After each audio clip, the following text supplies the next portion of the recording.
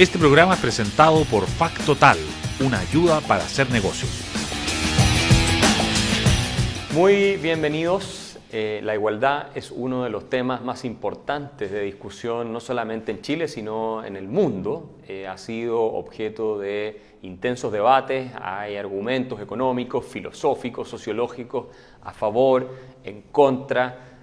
Ha sido uno de los temas más presentes en Chile en los últimos años también, y para hablar de este tema tan fundamental y tan complejo, tenemos a una persona que es probablemente una de las que más lo ha estudiado en nuestro país. Ella es conocida por todos, Lucía Santa Cruz, historiadora, que hizo un máster en Oxford, que conoce muy bien el pensamiento liberal, fue decana de la Facultad de Artes Liberales en la Universidad Adolfo Ibáñez, hoy día tiene la cátedra Edmund Burke en la Universidad Adolfo Ibáñez también, y ha escrito un libro fantástico que ha sido muy bien recibido y que se ha vendido muchísimo, que es La igualdad liberal, y que aprovechamos de recomendar porque genera una reflexión o, digamos, incorpora una reflexión muy profunda sobre los distintos temas de la igualdad y de la libertad.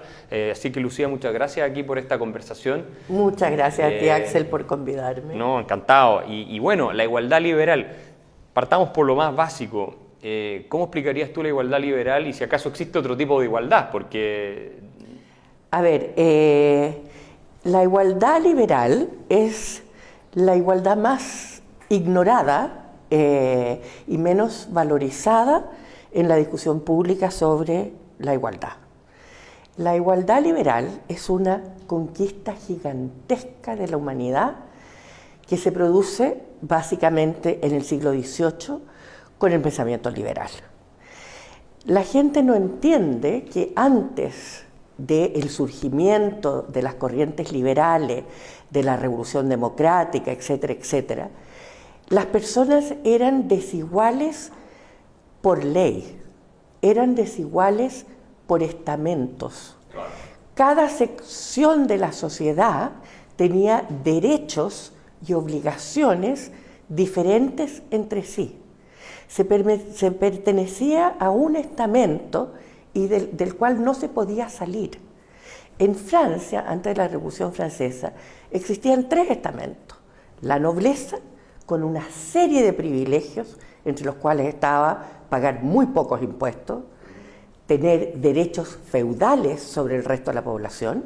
Estaba el clero, que no solamente no pagaba impuestos, sino que extraía los diezmos y significaba una carga muy pesada para las personas. Y estaba lo que se llamaba el tercer estado, que era la burguesía, que producía la riqueza, pero también los campesinos, que conformaban el 90% de la población, y ellos pagaban los impuestos y tenían ciertas restricciones a privilegios que los otros gozaban. Entonces, esta conquista de la igualdad ante la ley, porque la Revolución Francesa en sus inicios no se peleó por una igualdad absoluta, se peleó por el derecho de que todos, por 2 igualdades. La igualdad ante la ley, vale decir, somos todos iguales, tenemos las mismas obligaciones, los mismos derechos. La igualdad en dignidad, claro, valemos todos igual. Y otro concepto que también está muy ligado a la igualdad liberal y que tampoco existía con anterioridad en la historia de la humanidad, que es lo que los filósofos franceses llamaron las carreras abiertas a los talentos. Porque había ciertos oficios que estaban reservados para ciertas clases de personas. Estaba protegido el sistema. Protegido, cerrado. Regulado, cerrado, y había que pertenecer al gremio. Y el Estado tenía el monopolio de ciertas actividades como la seda o los gobelinos o las porcelanas. Perdón. Y entonces es un gran triunfo decir, aquí las personas pueden hacer lo que ellas quieran, pueden usar sus talentos en la forma que ellos deseen. Bueno, esta gran igualdad, que está vinculada con otro gran milagro que sucede simultáneamente con el surgimiento de las ideas liberales, que es el de crecimiento económico. porque esa es otra noción que la gente no asimila en su acervo cultural. Y es que la historia de la humanidad ha sido, por cientos de miles de años, la historia de la miseria, la historia de la pobreza. Es nada más que en el siglo XVIII cuando por primera vez existe el concepto de crecimiento económico. Y por primera vez una curva que se mantiene más o menos plana, con altos, bajos, levísimos, y cada crecimiento es devastado por una peste, por una hambruna. Por primera vez empieza, uno lo ve gráficamente, empieza el crecimiento, vale decir, los bienes materiales del planeta a subir. Y junto con esto puede subir el número de población, y eso significa que los que se morían antes del crecimiento económico pueden empezar a sobrevivir en la Tierra. Claro. La gente se olvida que nos moríamos de hambre como las moscas hace 300 años atrás. Como las moscas. Exacto. Y de enfermedades. Y en Chile, hasta hace muy poco. Sí, fíjate que la gente no entiende que hasta la transformación económica de este país, Chile tenía los más altos índices de mortalidad infantil en Latinoamérica, después de Paraguay. Entonces, las expectativas de vida cuando nacieron mis padres eran de 30 años. En promedio. Sí. Y hoy vamos a los 80 casi. Hoy vamos a los 80, las mujeres más. Las mujeres más. Entonces, realmente yo quise explicar varias cosas respecto a la igualdad. Una era la importancia de esta igualdad ante la ley, que yo veo que está siendo amenazada por muchos frentes. Y eso vamos a entrar. Sí. Sí. Eso por una parte. Y lo otro es que la igualdad se da en muchas dimensiones. Entonces es muy importante determinar en qué esfera nosotros queremos producir una igualdad para poder ver qué consecuencias tiene esa implementación de la igualdad en esa esfera sobre otras esferas. Por ejemplo, si nosotros queremos imponer la igualdad absoluta de logros en educación, necesariamente vamos a estar creando desigualdades en las oportunidades. Porque para poder tener igualdad de logros educacionales hay que privar de ciertas oportunidades a aquellos que tienen más oportunidades educacionales. En otras palabras, hay que quitarle los patines. Y eso es exactamente lo que se hizo en la reforma educacional en el gobierno anterior. Pero eso puede que haya igualado, quitándole patines en el sentido de que nadie tiene patines, pero introdujo una desigualdad que a mi juicio es tremendamente inmoral, y es que solo los ricos pueden contribuir con su trabajo a la educación de sus hijos. Vale decir, el 7% del país que tiene a sus hijos en colegios pagados puede invertir en la educación de sus hijos. Incluyendo los que hicieron las reformas educacionales por supuesto en Chile, que tienen a todos sus hijos en ese 7%. Claro. Exactamente. Pero el resto del país queda en una situación en que puede invertir en pisco, en cigarro, puede ir al casino, farrearse todo, pero no puede poner un peso, porque se suprime el financiamiento compartido de la educación subvencionada. Entonces, Amartya Sen tiene una frase muy buena. Sí. Dice, mire, nosotros partimos con muchas desigualdades iniciales. Y entonces tenemos que tener mucho cuidado, primero, en cuánta ingeniería social tenemos que utilizar para lograr esa igualdad, entendiendo que hay desigualdades iniciales, y por otro lado, qué efectos tiene la imposición de la igualdad en un campo en la igualdad en otros. Claro.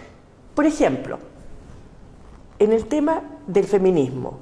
Ese es un buen tema, ahí te quería llevar, qué bueno que lo toques. Sí. Mira, a ver, es que aquí es muy importante. Explícanos ese concepto y por qué A tu modo de ver, tal vez no es compatible con una filosofía de igualdad liberal en el estricto sentido. A ver, yo creo que hay muchos tipos de feminismo. Sí, el feminismo yo podría definirme como feminista liberal, en cuanto defiendo la igualdad de la mujer, la igualdad de dignidad. Me opongo vehementemente al abuso de las mujeres.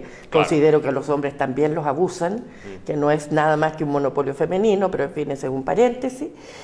A ver, pero las propuestas feministas hoy día son contrarias a la igualdad ante la ley. Porque lo que están proponiendo es una nueva forma de discriminación. Privilegios, básicamente. Privilegios para las mujeres. Vale decir, las mujeres que reprochan la discriminación que dicen haber sufrido, hoy día están pidiendo discriminación contra los hombres. Claro. La ley de cuotas es una discriminación en contra de los hombres, porque en igualdad de condiciones, si hay cuotas, siempre va a ganar una mujer. Y con eso se le está privando a hombres bien calificados, se les está privando de la posibilidad de competir por los mismos cargos. Entonces, es hacer lo mismo para el otro lado. Es hacer lo mismo para el otro lado, es discriminación, es arbitraria, fuera de que a mi juicio, y eso ya lo he dicho yo, considero que es profundamente humillante, porque parte de una concepción inicial de que nosotros seríamos inferiores y que por lo tanto necesitamos de una protección adicional.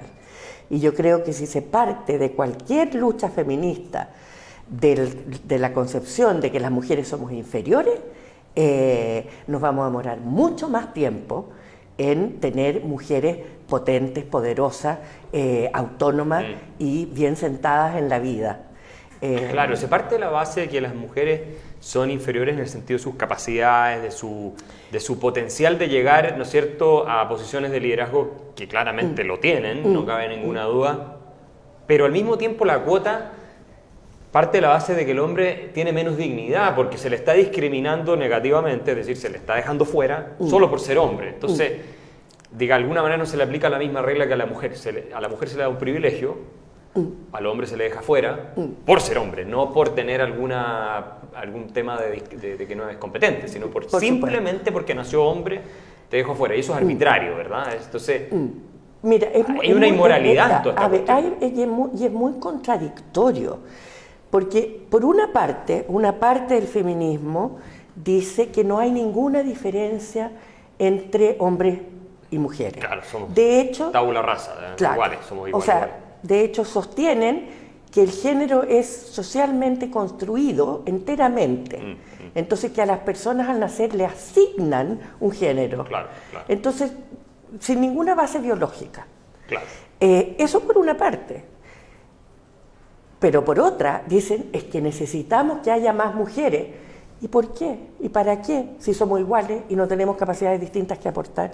Sí, ¿cuál sería la lógica? ¿Cuál es la lógica? O sea, mi posición frente, por ejemplo, a la necesidad que las empresas voluntaria y autónomamente se muevan hacia adelante en tener mucho mayor participación femenina en la alta dirección y en los directorios y en la gerencia, etcétera, etcétera, parte de la base, primero, de que tenemos los mismos talentos y que por lo tanto para reclutar a los mejores hay que reclutar del 100% y no del 50%. Claro. Y por otra parte, porque además las mujeres aportamos cualidades distintas, porque somos diferentes. Efectivamente. Entonces, yo pienso que la causa femenina está mucho mejor defendida en el mediano plazo y en el corto también por el concepto de la igualdad liberal que por este concepto nuevo de la defensa de derechos grupales. Claro, que es una especie de tribalismo, porque la norma, digamos, el principio que subyace a la igualdad liberal, según entiendo como lo planteas, es básicamente una visión moral de que tenemos los mismos derechos, la misma dignidad, merecemos el mismo respeto y por lo tanto se nos aplican las mismas reglas. Y eso significa que hay un proyecto que une a todo el mundo, que es este proyecto liberal en el que todos cabemos, y bueno, después veamos las competencias, los talentos, y que sin discriminar arbitrariamente se vaya, como decimos, degranando el choclo, algunos llegan acá, otros acá, puede ser que llegue 80% mujeres, puede ser que llegue 80% hombres, 50-50, no tenemos una cuota a priori, pero sí un proyecto en el que todos nos podemos sentir identificados, versus esta otra forma de verlo, que es las mujeres contra los hombres. Tú has escrito sobre esto. Históricamente se dice que el capitalismo, el patriarcado, el sistema de mercado en este feminismo más radical ha sido tremendamente discriminatorio para las mujeres, que las ha oprimido, que las ha dejado rezagadas. A ver, yo sostengo que las mujeres le deben todo al liberalismo, al capitalismo y al crecimiento económico. Porque el progreso que ha hecho la mujer, todo el cambio que ha experimentado la mujer en los últimos tiempos, están íntimamente ligados al progreso económico, a la tecnología y a la ciencia, mucho más que a Simone de Beauvoir, sí, o mucho más que a cualquier feminista, porque nada de lo que las feministas predican habría sido posible si no hubiéramos tenido este crecimiento económico que ha permitido los desarrollos científicos y tecnológicos. De eso voy a hablar muy pronto en este seminario que va a haber, porque fíjate tú, si uno analiza la estructura de poder entre hombres y mujeres, ha habido un cambio, pero copernicano. Hoy día la mujer tiene el control absoluto, por primera vez en la historia de la humanidad y por primera vez entre cualquier especie que haya existido en el reino animal, de la reproducción. Claro. La mujer controla la fecundidad en un 100%. Ella puede decidir cuándo se reproduce, si se reproduce o no se reproduce. ¿Y con quién? ¿Con quién o con nadie? O con nadie. De hecho, hoy día existe una tendencia creciente a mujeres reproduciéndose con donantes. Entonces hay una separación y el hombre no tiene nada que decir respecto a algo tan importante para la especie como es la reproducción. De hecho, la ley de aborto significa que él tampoco tiene derecho sobre la vida de una criatura que tiene el 50% de sus genes, pero no tiene derecho ni a opinar, porque el aborto no tiene que ver nada más que con la autonomía de la mujer. Entonces, partamos por esa gran diferencia, que crea un cambio radical en la estructura de poder. Bueno, si no hubiera sido por el capitalismo, no se habría podido liberar la fuerza, el tiempo y la energía femenina para incorporarse al mundo laboral. Claro. Las mujeres, por disposición nuevamente de la evolución que hace que nosotros velamos por la reproducción de la especie, la mujer tenía que permanecer prácticamente la totalidad de su vida en la tarea de la reproducción. Tenía que tener 16 hijos para que sobrevivieran 2. Había división del trabajo relativa entre hombres y mujeres, porque la unidad productiva hasta la revolución industrial en países agrícolas es la familia, con una división del trabajo en que la mujer no es que se quede en la casa y el hombre salga, están los dos en el campo y están los dos trabajando con tareas distintas. Las mujeres cuidan los animales menores y los hombres el ganado. O anteriormente los hombres salen a cazar y las mujeres... Y a la guerra, ¿no? Y a la guerra, claro, exactamente. Claro. Entonces hay una división del trabajo, pero no es una imposición arbitraria del hombre para oprimir a la mujer. Es una estrategia de supervivencia. Es una estrategia, es lo que se podía hacer. ¿Y qué cambia? Cambia que gracias al capitalismo tenemos que comienzan a haber servicios que antes no existían. Electricidad, alcantarillado, energía a la casa, agua potable. Y eso significa que esas labores que hacían las mujeres de mantener el fuego, de recolectar el agua, de botar los excrementos, hoy día pasan a ser resueltos por la tecnología. Y entonces se libera el tiempo de la mujer, se libera su energía, se libera ella de la tarea permanente de la reproducción y puede empezar a entrar al mundo laboral. Claro, porque además hoy día tú tienes 2 hijos y sobreviven los 2, no es como Por antes supuesto, que... por supuesto. Claro. Y otra cosa sucede, que gracias a la tecnología, las estructuras de producción van cambiando. Y si antes el capital más importante era la fuerza bruta, y los hombres, digan lo que digan las feministas, tienen más fuerza bruta, son más grandes y tienen más fuerza, era obvio que ellos fueran los entes productivos principales. Pero hoy día, gracias a la tecnología, gracias a la revolución en que estamos, más aún en la que se viene, son otras cualidades las que se requieren para la producción. Y en esas otras cualidades, yo creo que las mujeres excelemos. ¿Y por qué todo esto, Lucía, no se reconoce? O sea, uno dice, es tan evidente, es tan obvio, es tan demostrado empíricamente y todo eso. Pero sin embargo, en el discurso público lo que predomina es una visión opuesta. A ver, yo creo que el movimiento feminista radical de tercera ola, que se llama, está muy ligado a una concepción política determinada de izquierda. Y yo creo que la izquierda tiene un gran predominio de la discusión pública, de las ideas, de la academia. Eso es así en los Estados Unidos. Hay un estudio que yo cito ahí que dice que el 80%, no me acuerdo exactamente, de los académicos son de izquierda en las universidades norteamericanas. Claro. En Inglaterra pasa prácticamente lo mismo. Yo creo que en los medios también. Y la izquierda siempre ha sido una fuerza política más interesada en las ideas que la derecha. La derecha le gusta la eficiencia, le gusta que las cosas funcionen. La derecha liberal sobre todo, porque podrías tener derecha fascista, podrías tener... Sí, tú te refieres más a la derecha democrática. Para mí el fascismo no era de derecha, claro. Era socialista. Era socialismo. Entonces, igual que el nazismo. Así es. Entonces, yo no lo eso es interesante considero... que tú lo expliques porque se suele decir a ver, que se le asigna a la derecha. Yo pienso igual, pero... No. A ver, el nacionalsocialismo... Claro. Es uno de los proyectos más antiliberales que ha elaborado. A ver, el comunismo tan o más, en realidad. Pero en fin, los dos. Y eso fue lo que permitió que en algún momento incluso pudieran hacer un pacto. Ribbentrop-Molotov, porque básicamente es la idea de una construcción centralizada de un Estado. En el comunismo es para imponer la supremacía de una clase, la dictadura del proletariado.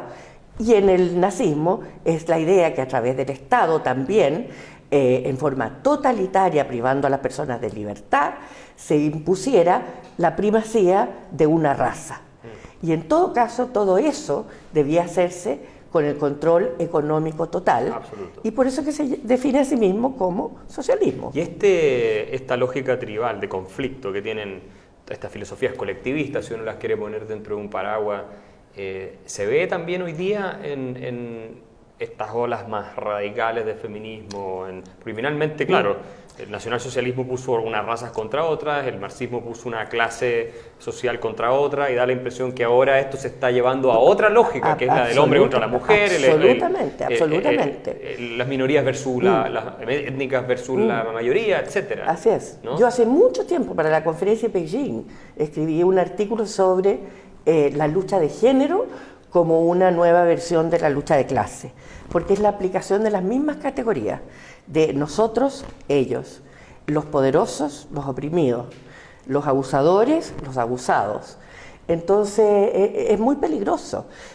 Es muy peligroso porque no permite entender la complejidad de las sociedades y de la naturaleza humana. Por ejemplo, yo también digo mucho, estas teorías de que de las identidades políticas, vale decir que las identidades no son individuales, sino que son colectivas. O sea, yo tengo una... Y se refiere a ciertos colectivos. Existe la identidad femenina, en cuanto perteneces a la tribu de las mujeres, claro. La étnica, la racial, en fin, son 2 o 3 que hoy día son las que predominan en la discusión política. ¿Y qué quiere decir eso? Eso significa una simplificación de cómo se conforma la identidad nefasta, porque nadie es nada más que mujer. Claro, claro. O sea, yo siempre digo, yo tengo una identidad muy compleja. Yo soy mujer, pero resulta que yo tengo padre, tengo marido, tengo hijos hombres, y me siento tremendamente, tengo nietos hombres que adoro, y yo me rehúso a verlos como mis enemigos. Son mis amigos, son mis cooperadores, no son mis abusadores. De hecho, yo tengo una admiración gigantesca por mi marido, porque a él le ha tocado presenciar este cambio en la estructura de poder, en que yo he podido ocupar todos los espacios públicos que se me han presentado.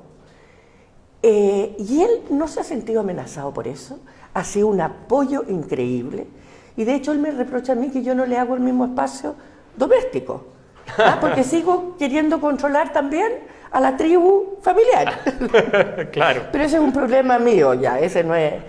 Pero yo quisiera recalcar el cuento de las identidades complejas. Y muchas veces, como individuo, uno tiene pertenencia que la sitúan en situaciones conflictivas. Bueno, ya expliqué cómo, como mujer, yo tengo empatía con los hombres. Yo me siento muy liberal, pero yo soy católica. Entonces muchas veces tengo que hacer unas adecuaciones que son muy peculiares mías. Yo soy chilena y como tal parte de mi identidad responde a esa pertenencia. Pero resulta que viví 15 años en Inglaterra.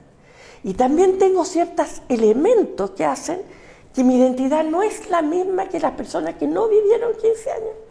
Bueno, y como eso yo te puedo dar un listado enorme de pertenencias mías que hacen que mi identidad no pueda ser definida en términos de un grupo, sino que individualmente. Y eso no es egoísmo, eso no es decir, pero eso no es reconocer que uno no vive en una comunidad. Yo reconozco, pero reconozco muy bien todos los deberes que la pertenencia a la comunidad nos impone, incluso en una sociedad liberal. Pero es una adhesión mía, voluntaria, a la comunidad. Y encuentro que es muy triste, a veces, lo que a mí me... que para ciertas identidades sexuales, la sexualidad parece ser lo único que determina todos sus pensamientos y todas sus actuaciones. Y yo digo, a ver, puede ser homosexual, pero es algo mucho más que eso. Que ganas de que pudiera también incorporar en su vivencia y en su... todo lo demás que ser humano, tiene, que es un ser humano individual maravilloso. Tú sabes que yo le pregunté a Deirdre McCloskey, con la que he desarrollado una amistad bastante linda, diría yo, una vez, si ella, que para el público que no lo sabe, economista, que era hombre, hoy es mujer, ¿era partidaria de la igualdad ante la ley, punto, o era partidaria de que existieran ciertos privilegios en la ley otorgados a minorías sexuales? Y en la sala había representantes de minorías sexuales en esta reunión, que ellos sí eran partidarios de esto, ¿no? De estas especies de privilegios y todo. Y ella dijo, no, a mí me parece que la igualdad ante la ley, punto, basta y es suficiente. Porque en eso consiste reconocernos como iguales a pesar de todas estas diferencias que tengamos que son tan complejas, ¿no es cierto? Entonces, y ella también habla mucho del free market feminism, el feminismo con el libre mercado, cómo ha ayudado a la mujer, a las minorías.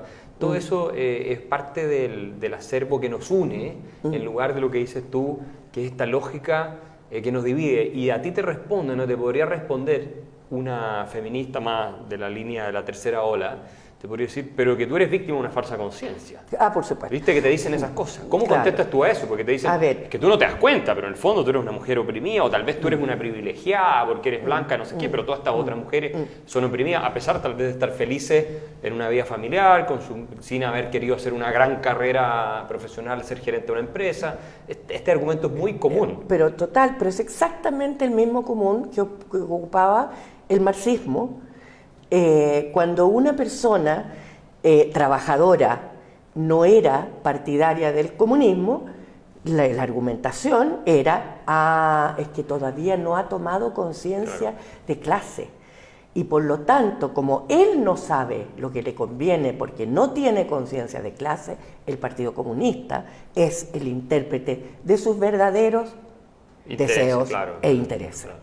Entonces eso es monstruoso porque niega lo que la persona es empíricamente para que pueda ser interpretado en forma totalitaria por terceros privilegiados que fueron los que vieron la luz. Claro, entonces, los iluminados, el Partido Comunista, la vanguardia del proletariado y el feminismo de tercera ola, que se arrogan la representación exclusiva de los intereses de todas las mujeres, en circunstancias que no pueden estar más lejos de eso. O sea, que esa tesis, para ir cerrando, sería un coqueteo o derechamente un espíritu totalitario, porque la idea de que tú no te das cuenta... yo creo que tiene instintos totalitarios tremendos. Totalitarios. O sea, yo creo que tratar de imponer por ley una forma de hablar, que no es la forma de hablar que yo quiero usar, que no es la forma de hablar de los grandes autores de la lengua en que nos criamos, yo creo que eso es de las cosas más totalitarias que se puedan concebir. Imponer un lenguaje.